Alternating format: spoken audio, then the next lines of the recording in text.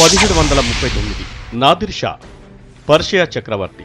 అతడు మొఘల్ సామ్రాజ్యంపై దాడి చేసి ఢిల్లీని ఆక్రమించింది ఈ రోజే. మొఘల్ చక్రవర్తి మహమ్మద్ షాను ఓడించి విలువైన సంపదను పర్షియాకు తరలించుకుపోయాడు నాదిర్ షా. ఆ సంపదలో ప్రఖ్యాత నెమలి సింహాసనం కూడా ఉంది. షాజహాన్ తయారు చేయించిన ఈ నెమలి సింహాసనంలోనే ప్రపంచ ప్రసిద్ధ కోహినూర్ వజ్రాన్ని పొదిగారు. ప్రస్తుతం నెమలి సింహాసనం ఇరాన్లో ఉంటే, బ్రిటన్ రాణి కిరీటంలో ఉన్న కోహినూర్ లండన్ మ్యూజియంలో ఉంది.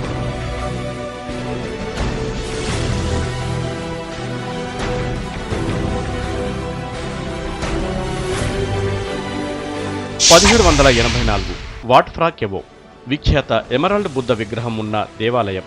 పచ్చటి జెడ్ రాయితో తయారు చేసిన ఈ బుద్ధ విగ్రహం బ్యాంకాక్కు చేరుకుంది ఈ రోజే. విగ్రహం పొడవు 45 సెంటీమీటర్లు. ఇది బ్యాంకాక్ చేరుకోవడం వెనక చాలా కథనాలున్నాయి. దీన్ని ఇప్పుడు పాట్నాగా పిలుస్తున్న ఒకనాటి పాటలీపుత్రంలో నాగసేన అనే వ్యక్తి తయారు చేసినట్లు చెబుతారు. అక్కడి నుంచి శ్రీలంక చేరుకున్న ఈ విగ్రహం 15వ శతాబ్దంలో థాయిలాండ్ చేరుకుంది.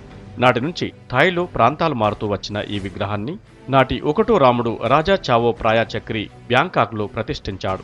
బంగారంతో పోతపోసిన వాట్ ఫ్రా కెవో ఆలయం అందరినీ ఆకట్టుకుంటోంది.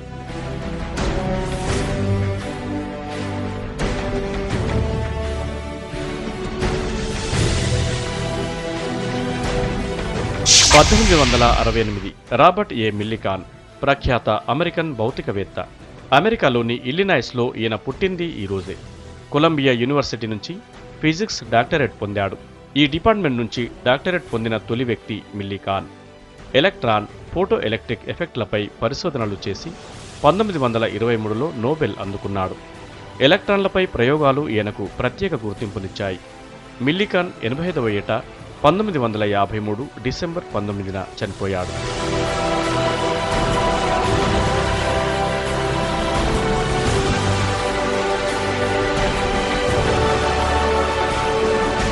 1960 లేజర్ ప్రపంచవ్యాప్తంగా అనేక ఆవిష్కరణల్లో కీలకంగా మారిన సైన్స్ అద్భుతం.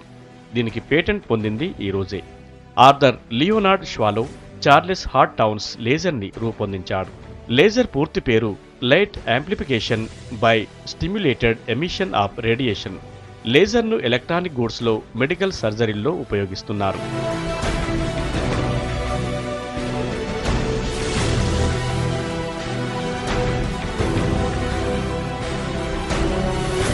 అంతర్జాతీయ జల దినోత్సవం. ఇదే రోజును అంతర్జాతీయ జల దినోత్సవంగా జరుపుకుంటున్నారు. ఐక్యరాజ్యసమితి సాధారణ సభ 1993లో దీన్ని ప్రతిపాదించింది. మొదట 1992లో బ్రెజిల్ రాజధాని రియో డి జనీరోలో జరిగిన ప్రపంచ ధరిత్రి సదస్సులో జల దినోత్సవం ఆలోచన వచ్చింది. ప్రపంచవ్యాప్తంగా జల వనరులను పరిరక్షించుకుంటూ పరిశుభ్రమైన నీటిని అందించడమే లక్ష్యంగా ఈ రోజును ప్రపంచం జరుపుకుంటోంది.